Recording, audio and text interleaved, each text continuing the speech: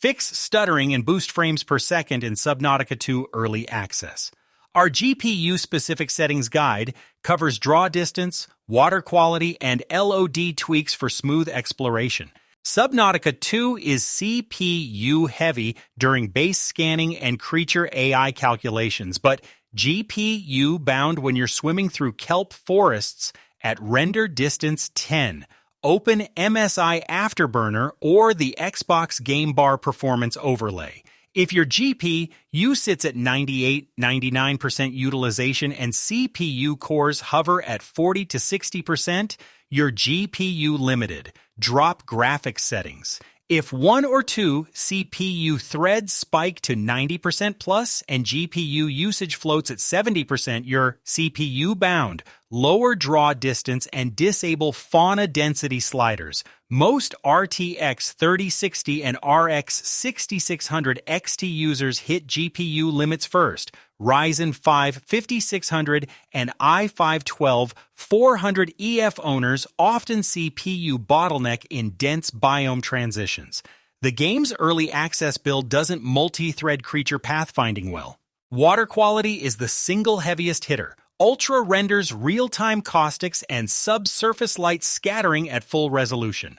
On an RTX 4070, Ultra water drops AVG frames per second from 112 to 78 at 1440p high water, which uses half-res SSRR for reflections, delivers 104 frames per second with minimal visual downgrade. Medium water disables caustics entirely and nets 118 frames per second, but the ocean looks flat. If you have 8 GB VRAM or less, RTX 4060 RX 7600, lock water to medium. The caustics eat 1.8 gigabytes of your budget and cause texture streaming stutter when you enter new chunks. For 12 gigabytes cards, high is the sweet spot.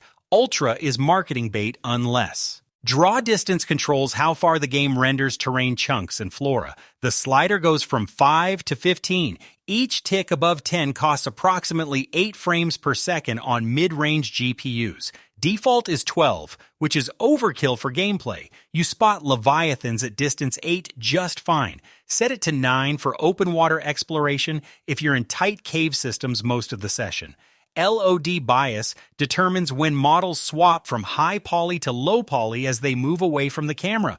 Positive bias, higher number, keeps detail longer but murders frame time. Negative bias, 0.5 or 1.0, swaps models earlier. In testing, LOD 0.75 saved 11 frames per second on an RX. Fauna density spawns fish schools and predators. High density looks lively but spawns 40% more creatures, each with AI tick overhead.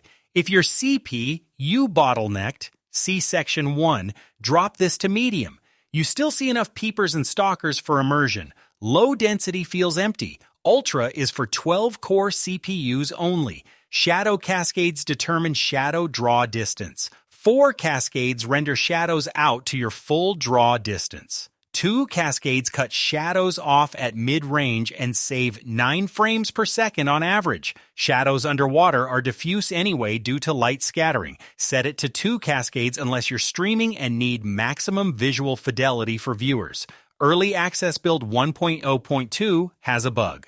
Subnautica 2 uses Unreal Engine 5's Nanite and virtual texturing. Texture quality, Ultra, loads 4K base textures and reserves 3.2 gigabytes VRAM. High uses 2K textures at 2.1 gigabytes. Medium drops to 1K at 1.4 gigabytes.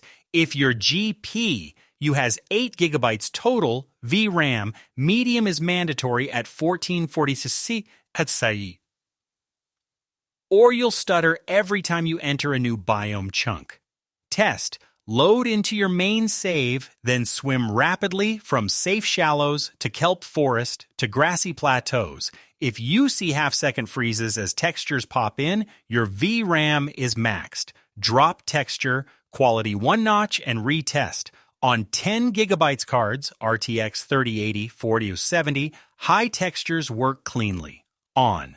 Subnautica 2 ships with TAI FSR3 and DLSS3 options. TAA at native resolution costs 8 to 10 frames per second, but delivers clean edges on coral and seaweed. FSR quality mode renders at 67% internal resolution and reconstructs to your display res.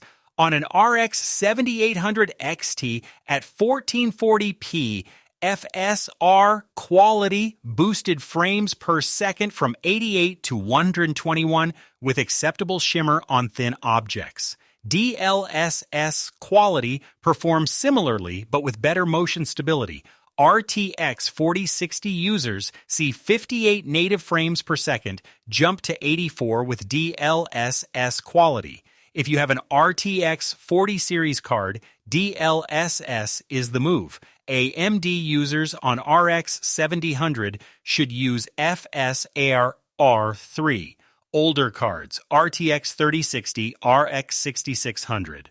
Power users can edit game.user-settings.ini in %local app data %/Subnautica tutsus saved config Windows. Add sg.foliage quality once one to reduce underwater plant density without touching the in-game slider. Set rstreaming.pool size 2048, default 3000. If you're on 8 GB VRAM to reduce texture streaming overhead, back up the file before editing. Invalid values will crash the game on launch. If manual config edits sound tedious, our playbook generator outputs a ready-to-paste config block tailored to your GPU and target frames per second.